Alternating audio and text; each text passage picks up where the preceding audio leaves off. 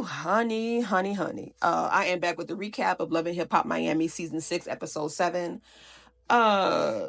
Trick is hosting a back-to-school book bag drive. He's talking to Ray J, who is once again talking about his divorce from Princess. Mind you, they've been divorcing for 10 years now, but Ray J insists it's official, and this time he ain't going back. So Trick tells Ray J that he's done with So Unique. This is a lady, the only person that showed up at the hospital for him. When no one wasn't there, she was.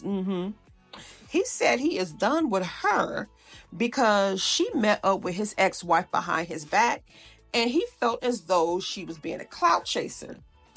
The only problem I see here is So Unique being desperate. I don't think she was really a clout chaser. She was desperate.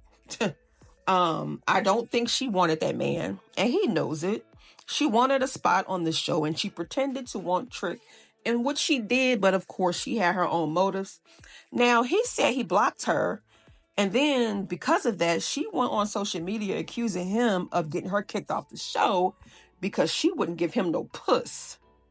Now, Trick said it was a damn lie, and he's pissed about it. So Ray J tells him that he should meet up with So Unique and tell her it's over. I mean, the man done already blocked her. So what is he supposed to do? Unblock her and tell her, hey, let's meet up, and tell her it's over again? So Trick said that he wants to squash the beef because he's not one to have ops. Trick, this is your fault. You told her to do her research, and she did just that. You caused this, so don't act surprised now. Okay? You can't really blame So Unique. Like I said, the only thing she did was become desperate for you. And at this point, he could have left well enough alone because he already blocked her. But he wants to meet up with her for a second time to clear the air, I guess, and things go left fast. And if you didn't have an op before, you damn sure have one now because you caused this. Meanwhile, here goes Shay again, talking about she kicked Fabo out her house and the entire breakup has drained everything out of her. Girl, this relationship should have drained everything out of you the moment it started. He was living in your house with no income while you were supporting him, just like you were supporting a child. Now, he didn't even buy that Tesla you're driving in. He gave you a gift that was actually a gift from his sugar mama. That's a whole mess, and you driving around in her car like it's yours. Give that lady back her car. Now, I don't think this is the end of Shay and Fabo. I think this is just another cycle of them breaking up to make up. So then she meets up with Flo, and they discuss Zoe, weird-ass sister, lying about being pregnant by Fabo. Now, Shay tells Flo that Zoe even had a pregnancy test from the sister to prove that she was pregnant. And then Shay got real messy and disgusting. She said for a moment she thought Zoe was pregnant because the bitch looked 6 months pregnant. Her words, not mine. And she said she was about to tell Zoe congratulations. Now, why are you body shaming Zoe? This was so unnecessary. You're equating her body size to pregnancy. It's sick and disgusting. Now, I get that you're upset, but this has nothing to do with Zoe. You're mad at the wrong person. You should be mad at Fabo, Zoe's sister. Your anger shouldn't be directed at Zoe's size or her body. It's disgusting. You are an evil person, and everything Fabo did to you, I hope he does it again and again and again, and you deserve everything that happened. Ugh, you are a snake. And y'all feel sorry for her? I don't. She is rude. She's ignorant. You talk shit about your own mama. You're fake. You're not loyal to anybody, not even yourself. You wanted Fabo so bad that you took your desperate tale to a voodoo priest to put some voodoo on him to get him back. Did y'all catch that tea last episode? He said he'd been trying to leave Shay for years and she wouldn't let him. So Shay is lying again, saying she does not want Fabo anymore because the trust is broken and the loyalty is gone. It never existed in the first place. It wasn't there.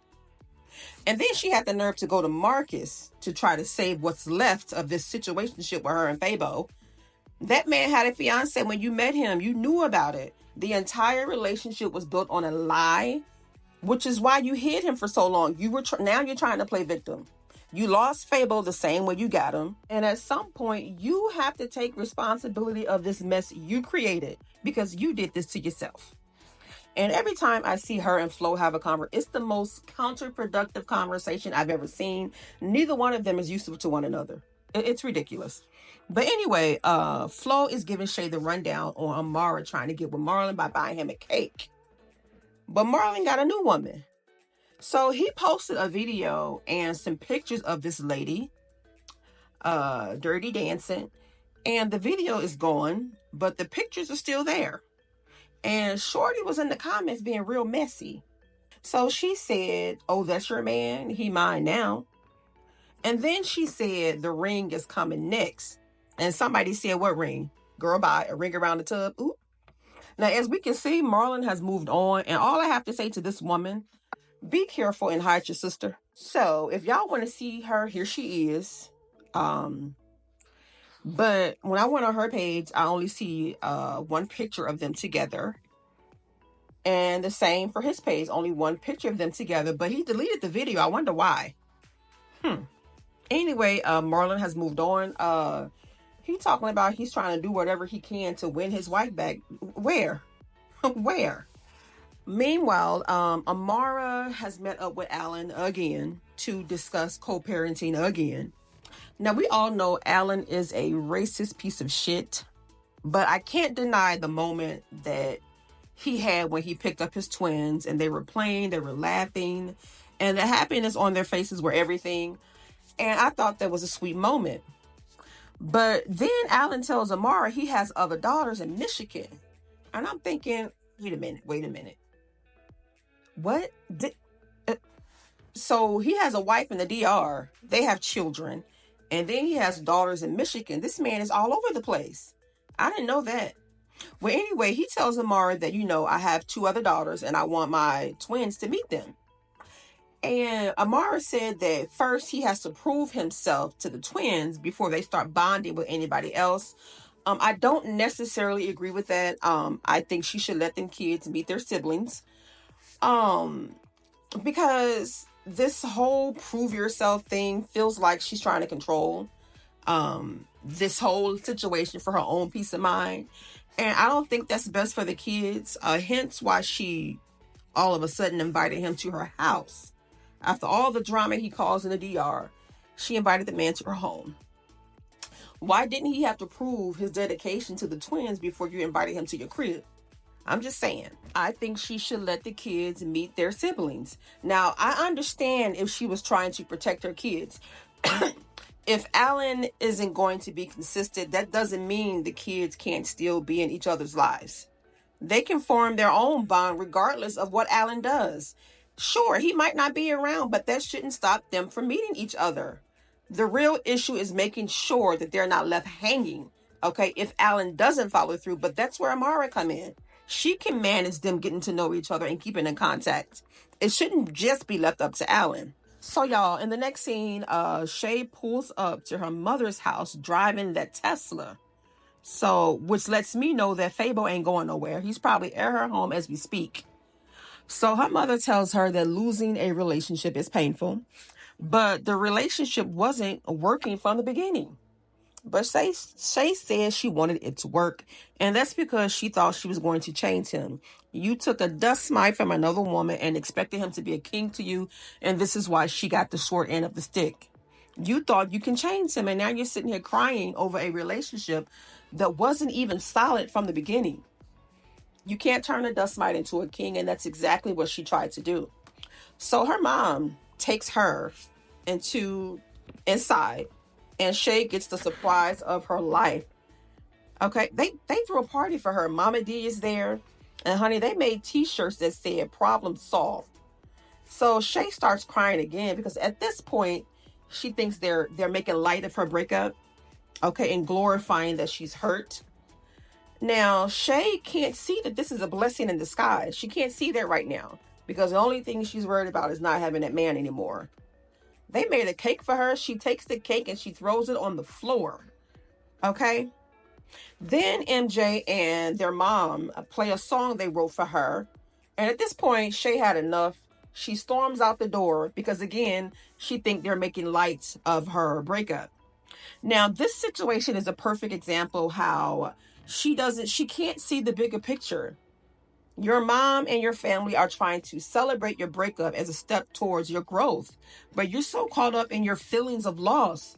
She's more focused on the pain of not having a man than on the fact that this is actually a chance for her to break free from this toxic ass man. Girl, get over it. Y'all, then we get to Gaelle's party. She is waiting for her sister because Flo is supposed to be performing. Allan brings Gaelle flowers, but Flo shows up and she has on her mind to kill two birds with one stone, and literally.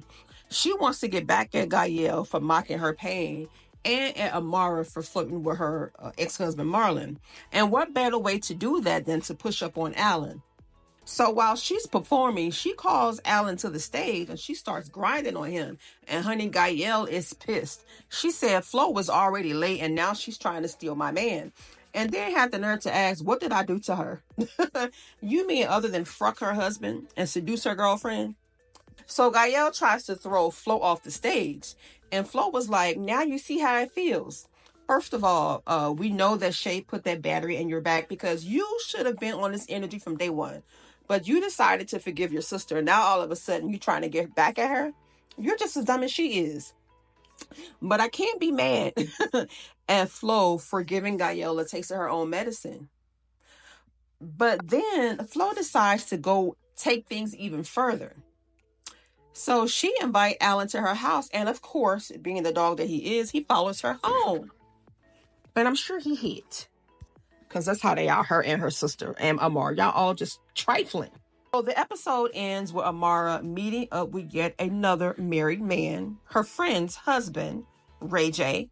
Now she plans on confronting him about sabotaging her relationship with Safari. Honey, Safari did that.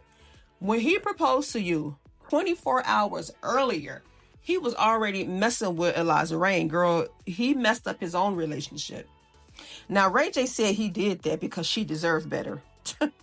Child. And then out of nowhere, he gets on his knee and apologizes and tell her about his project that he's working on, the One Wish project. Something about, falling in love with a stripper, and he wants Amara to be the stripper. But what started off as a business-friendly meeting quickly turned into flirting. Now, Amara, you're supposed to be friends with Princess. Even though they're divorcing, as a friend, you should have contacted Princess first to let her know that you're meeting up with her soon-to-be ex-husband. And second, to tell her that you accepted a role in his video. That's just the right thing to do as a friend, because you claim you and Princess are friends. So next week, we see Princess slap the hell out of Amara, y'all. And that is the end of this episode. Give the video a thumbs up. Bye.